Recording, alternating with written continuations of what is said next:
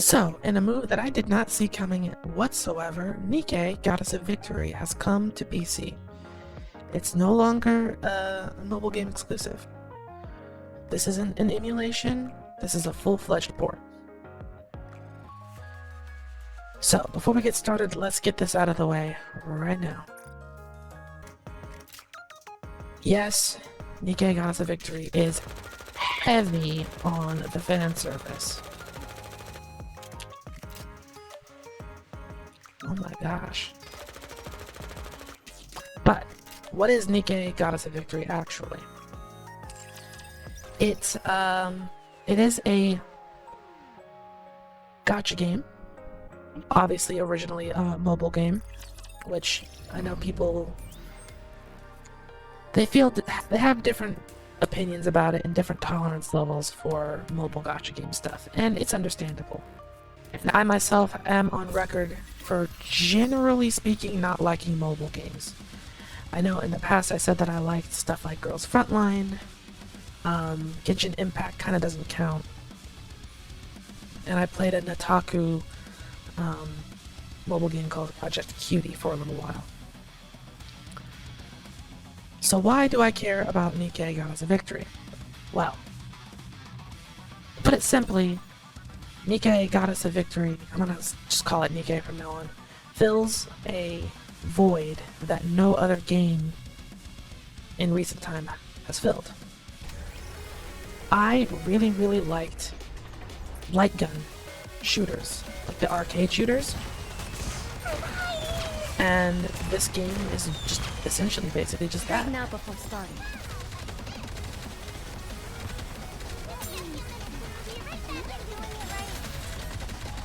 Games where you just aim the plastic gun at the screen, point at the enemy, and pull the trigger.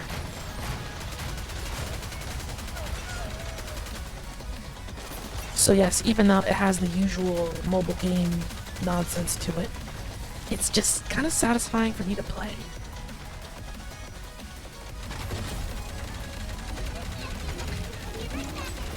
It's got some interesting bosses, and each one has like a different mechanic that your different characters are going to have to try and overcome with their little skills and whatnot.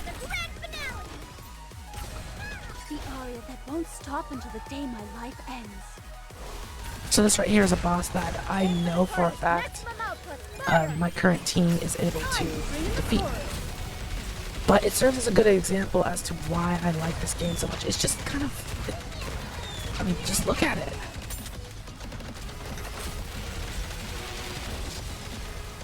So how it works essentially is while the enemy is firing at you, you're taking cover. Each one of your characters on your squad has a little shield that indicates, their cover. Now, if you're out and you're shooting and you're taking damage, your cover doesn't really matter. You're taking direct damage. I just lost one of my characters, but that's okay. Each character has a special ability that's used on a cooldown timer. Won't stop until the day my life ends. Using them all at once, in 1, 2, 3 succession, will activate a full burst where you'll do more damage and everyone will fire at the same target. So to sort of prove that I'm not just talking like this, first off, this isn't a sponsored anything. Nikke has not sponsored me. I just play this game casually.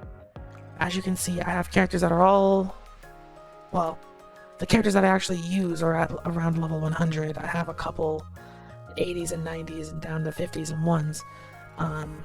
There's a system where you can kind of power level them based off of your highest squad's average. Not very important, you'll figure that out if you actually play the game. What's really interesting though is the fact that all of the characters, their abilities aren't tied to their rarity, right? So let's take, for example, Neon. He's a 4-star character, SR. Not the rarest character that you can get, but her ability is level 1. So if you use, once your ability charges in a battle, you use characters that have the 1 ability, then 2, then 3. So you have rare characters who have ability level 3, ability level 2, and ability level 1. So even if you have terrible luck, you can still put together a squad that functions the way that you need it to. That being said, Nikke Goddess of Victory does have some problems, aside from it being a gacha game.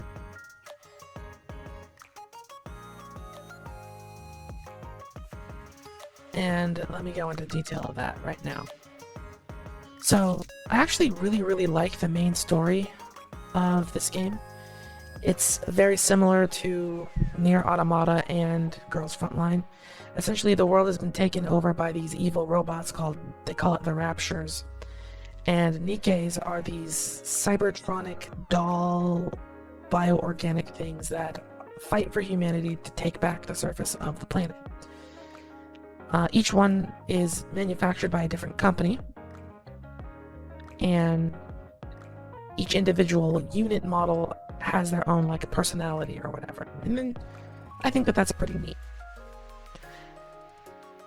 The overarching story is that there's something going on that the Ark, which is where the humans reside as they try and combat the Rapture to take the planet back, they're hiding something. And all of that stuff it's great. It's really good. The part that I don't like, however, is that I've gone through all of the characters that I currently have.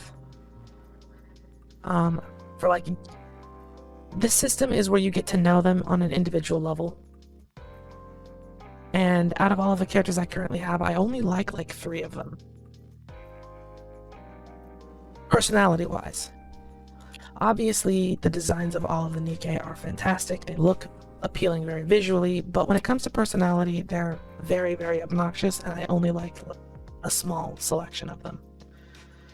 And the problem isn't that they're one-dimensional, it's just that they're kind of just awful. Like, I love this character here, Litter, but she's a neat freak who goes into other people's stuff and forces them to clean, and is very obnoxious about it. Uni is a sadist. That is her entire personality. All she does is hit people.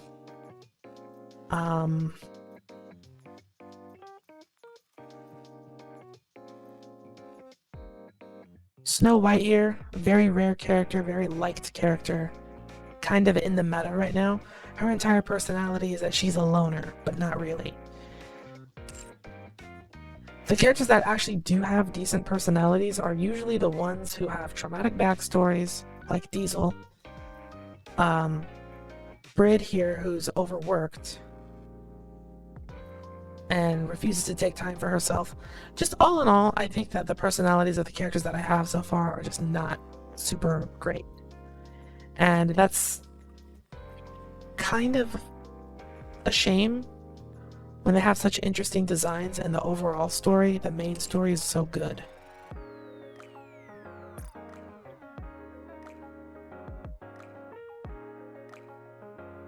But this game has a lot of different ways that you can earn the currency, the gems at the top there, to do your roles. It does have a pity system. I don't know exactly what the pity is. It is a very expensive game to roll for, but not only do you have the recruit gacha, which I'll do now. I almost never have enough to roll for 10. Maybe I'll get lucky. I got a purple. Purple means that I definitely have the character already. Ah, right. Not only do you have your standard pull for new character system, you also earn these gems here. When you have enough of them, it'll just give you a random character of that tier. So purple gems will give you purple, gold will give you gold. I haven't picked up enough of these company-specific gems yet, but according to just the description, it'll give you a Nikke from that particular company. So if you're aiming for a Nikke that's manufactured by a specific company, and you're having a hard time pulling for them in the normal gacha, you can earn these gems for that company specifically and have a more condensed loot pool for them to drop, which is neat. So it's definitely not overly greedy. I will say that I'm kind of annoyed with how many different notifications and different windows that pop up where you have to go and claim rewards. It's kind of sprawled all over the place. And I spend a little too much time navigating all the different menus to make sure that I'm not missing anything. But that's more of a problem that a lot of mobile games suffer from.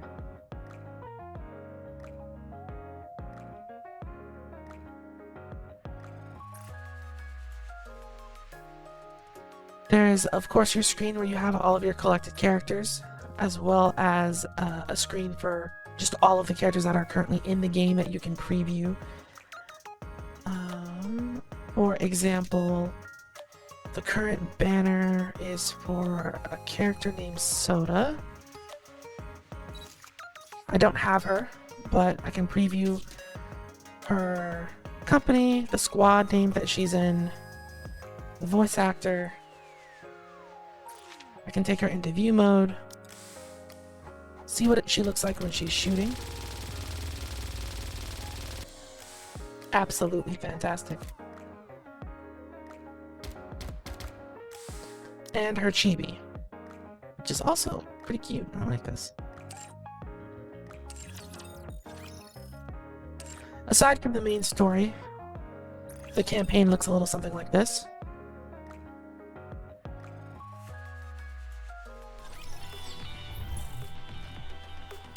I was trying to do a hard mode, but essentially just need to go to that position?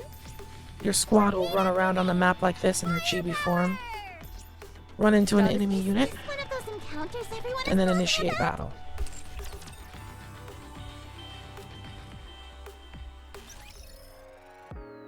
Aside from that, there's the train mode, which I just, well, it's called interception, but you just fight a train boss. I've already done that. There's also a simulation room that will earn you materials to upgrade the individual skills of each Nikke, as well as the PvP arena. It's nothing fancy, it's just the power level of your squad going up against the power level of somebody else's squad. Nothing to really point and aim here, we'll just automatically fight. You'll know before you even initiate combat who's going to win, but there are certain combinations that might catch you off guard. They might beat the power level even if you have a higher one than them, but that's the arena mode more or less. There's a limit to, I think, 3 or 4 of those per day. There's also something called the Lost Sector. It gives you a bunch of rewards, but you can only clear them after you've cleared a certain points of the main campaign.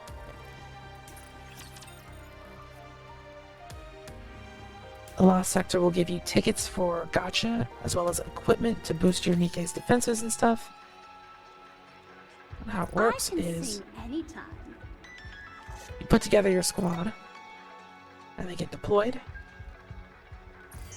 You start exploring. It looks all very, very similar to the way that you navigate in the campaign. One of those encounters everyone is talking about? Since my power level is so much higher, I can just quick battle. But if your power level, I don't really know what the condition is for quick battles, but they don't want to bore you to death with fights that you're just going to instantly win. But if your power level isn't a significant bit higher, then you'll have to manually fight, which is fine. Let's have some fun. So we'll take control of Grid. She's my favorite. You do have to stop and reload.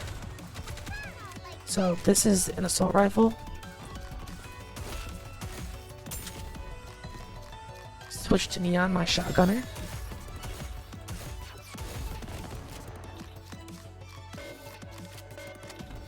We have the machine gunner here who's got to spin up for maximum firepower. Get rid of this. Now different enemies will have different priorities. Sometimes some will heal, boost the defenses, or launch attacks that you can shoot out of the sky like that. The aria that won't. Everyone will have a blast in Wonderland! Send them back to hell where they belong! I'm not the biggest fan of the sniper rifle just because of how slow it fires. But you do need some of their abilities sometimes, so that's why I have one in my squad. Nothing can stand against my firepower!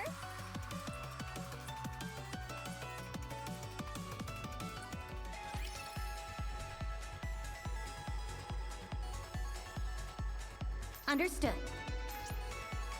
Alright, now the last sector works a little bit like a labyrinth that you kind of have to figure out. It's got different puzzles with their gates in order for you to find all of the different rewards that are hidden inside Route of crates. established. Ready to go. You can just rush through and get the final reward, but getting all of it and maxing out the progress bar will give you additional rewards. Looks like we have some unwanted guests. And of course, because it's a mobile game, you can just quit out, pick up where you left off later. It's not a big deal. I'll go back in and finish that. They do run events very frequently, obviously Valentine's Day. They're doing something with Chainsaw Man. That's power right there. But I don't know exactly what it is. I don't know if they're adding her as a Nikke or what. I don't remember Power ever using a gun, so that'll be interesting to see. Let me see. Is there anything else that I can think of? Oh, yes. Outpost. You kind of get control of like a city. You can kind of develop it. There isn't too much to say about this, other than everyone's outpost is going to have the same facilities, but you can sort of control where you put them. I tried to separate mine by like district.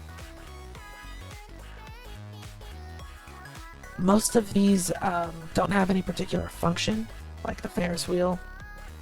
You can have events where you talk to Nikkes at different areas. For example,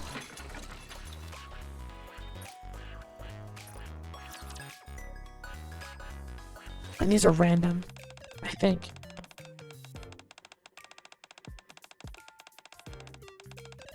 I wasn't expecting to talk to her.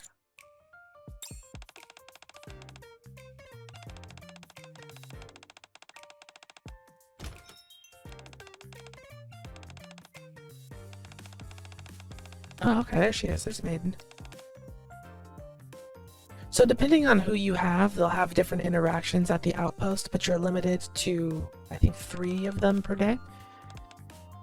And I'm not sure how many in different combinations of interactions that there are. Well, she wants a face mask, okay. Now let's see if there's any reward for that. There is. Okay, so these items here are used in the advisory. Advisory is what I was describing earlier, where you get to know each individual character on a personal level. So we go to Nikke, go to advise. Who do I actually like right now?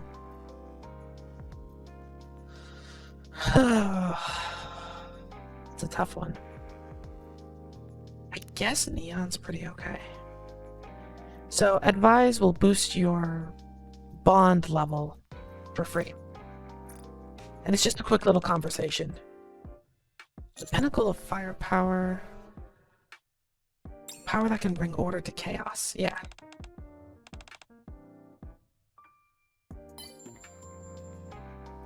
But if you want to go to the next rank, then you start giving gifts.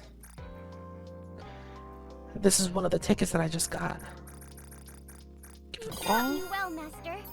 I'll repay you by putting my firepower to good. The benefit to ranking up your bond with your Nikke is that their stats go up. And you get to view the next episode of their personal stories. And I don't know if you can see it there, it's pretty small, but there is a gym reward for going through each of their episodes. But I think I've just about covered everything that there is to do in this game. I've obviously left some things out, and again, I'm not sponsored, but I think that this game is really neat for a mobile game.